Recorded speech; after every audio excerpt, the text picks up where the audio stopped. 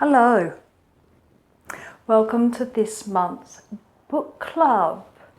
Now, as you know, last time I saw you, when we talked about Tom Jones, lovely Tom Jones, I told you we would be reading two very short novels by Mary Wollstonecraft.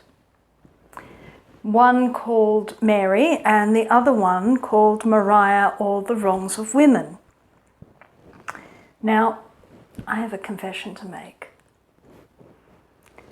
Big one. I only read one of the books. I only read Mary. And that took me far longer than it should have for something that was a novel that was 62 pages long and should have been able to be read in one sitting. But once I'd finished reading Mary, unfortunately, I'd had quite enough of Mary Wollstonecraft's style. Mary Wollstonecraft is not the writer her daughter is. Of course, her daughter being Mary Shelley, who was not just a writer of renown, but the inventor of an entirely new genre, being science fiction. So, very sorry about that. We're only going to talk about one of the books, so if you did read it, kudos to you, because I really honestly could not take another moment in that woman's company. And this was not because she was a woman writer. This was because I found her deeply objectionable, even though she is the great-great-grandmother of feminism, having written The Vindication of the Rights of Women. So this was a bit of a shock, to say the least. Now, you are going to find, as a writer, there are books that you will read that you won't like. They will be just, ugh, I hated this. This was awful. Now, that's fair enough. You are allowed to have whatever reaction to a book you want. In fact, the fact that you had a strong reaction, either positive or negative, is a good thing as a reader and as a writer. However, as writers, we then have to explore why we had such a negative reaction, because a negative reaction on its own is not good enough as a writer. As a reader, you can say, I hated that, I'm never reading anything by that person again, which is absolutely valid. You are there to be entertained. If they did not fulfill that side of the contract, the entertaining, then that's it. End of relationship. You don't even have to finish the book. You do know that, don't you? If you hate a book, you don't have to finish it. So, but let's get back to the book in hand, Mary. Mary was Mary Wollstonecraft's first novel. When I say novel, 62 pages, it was really a pamphlet. It was published anonymously, and she was already in this novel thinking about the circumstances of women.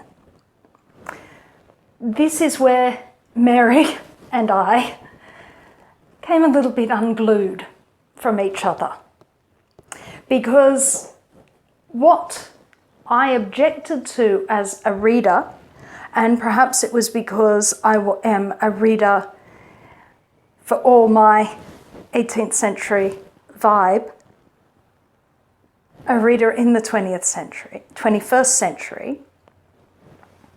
I'm just going for the vibe. We've all seen The Castle, haven't we? It's the vibe. So for all my 18th century vibe, I am a 21st century reader, and Mary Wollstonecraft did seem a little too, what is the word, censorious upon her sex.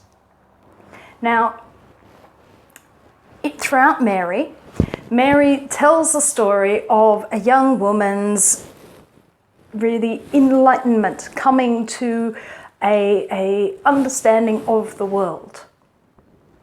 Unfortunately, her understanding of the world is at the expense of the other women in the world, whom she more or less throws under the bus or under the carriage.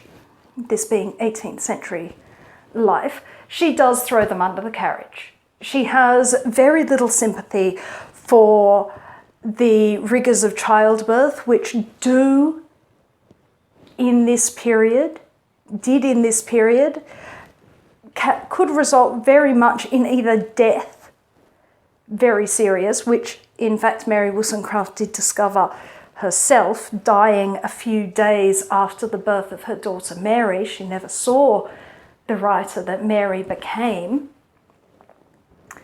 resulting in death or very poor health outcomes for the rest of a woman's life. Multiple pregnancies, multiple bad births. These things did have a tendency to incapacitate women to a point where they really didn't find themselves in a position where they could regain their health. There was very little that could be done with some of these very, very poor birth issues. So when she criticises, when the narrator and Mary criticise Mary's mother, I feel she's being a little too harsh and expressing views that would probably, with the benefit of a little bit of experience and perhaps a very big hunk of empathy, or perhaps a very big hunk of experience and a very little bit of empathy, she may have managed to see in a different way. This is, of course, the world she is looking at is a world in which women, due to the fact that they are subject to death and incapacity due to childbirth, are seen as, if not disposable, at least somewhat expendable. A man may go through more than one wife in his life, and that this was not just common but had an impact on women's lives, on the lives of their children, on the lives of their husbands. And so I think she is rather harsh on other women from this perspective. That turned me off the book. Another thing that turned me off the book is the fact that Mary, the character of Mary Wollstonecraft, although she talks a great deal about the education of women, and this is a central thesis within her works, her life works, is she doesn't talk about the reason that the education of women is limited to things like dressmaking and painting and playing music and reading novels, is because they have been systematically and progressively disenfranchised both economically and politically. These women do these things not because they are too soft in the head to do anything else. They do these things because this is all that is open to them. Now, Mary Wollstonecraft, living at this time, would have understood you lose your fortune, you lose your, you have no political clout within this world, especially speaking as she did from the middle classes. Now, from where I stand, there are some extraordinarily powerful women. For instance, the Duchess of Devonshire was an extraordinarily politically powerful woman, not in her own right, but allow it through influence, through her pushing causes and having access to a world that most women didn't. It was very, very rare for women to have any form of political enfranchisement or any form of political power. Her power was influence. not enfranchisement. She still couldn't vote. She still could not stand for parliament, any of these things. These things do not start coming into the world until the late 19th century, and even then, they're not coming into the world in Europe. They're coming into the world in very strange places, like the colony of South Australia.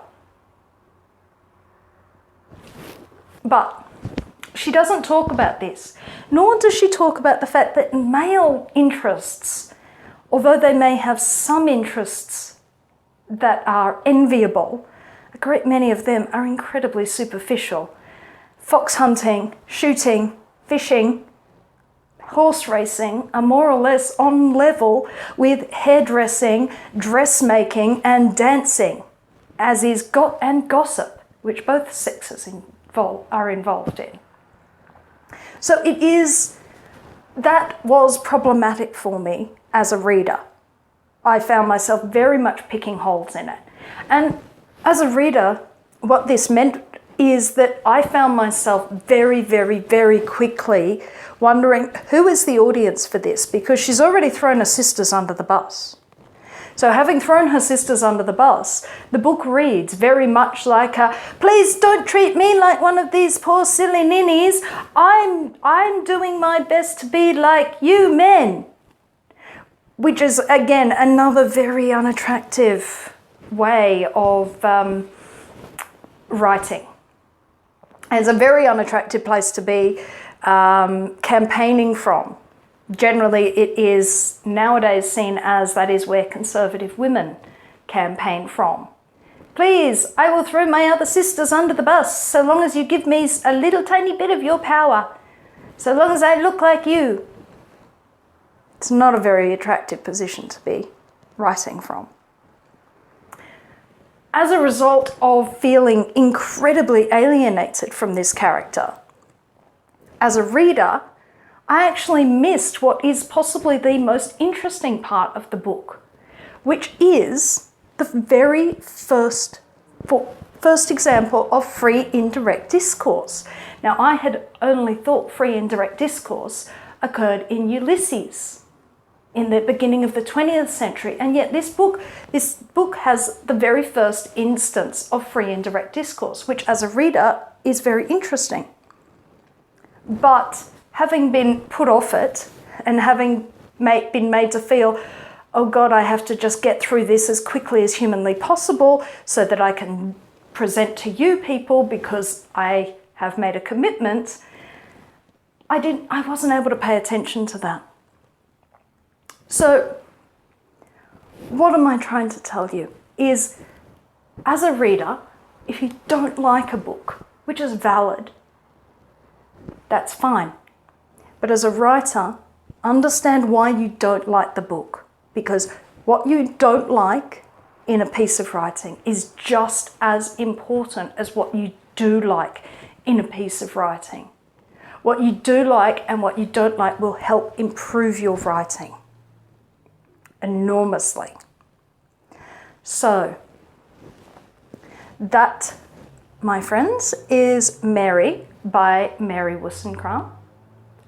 Now, next month, I have something special.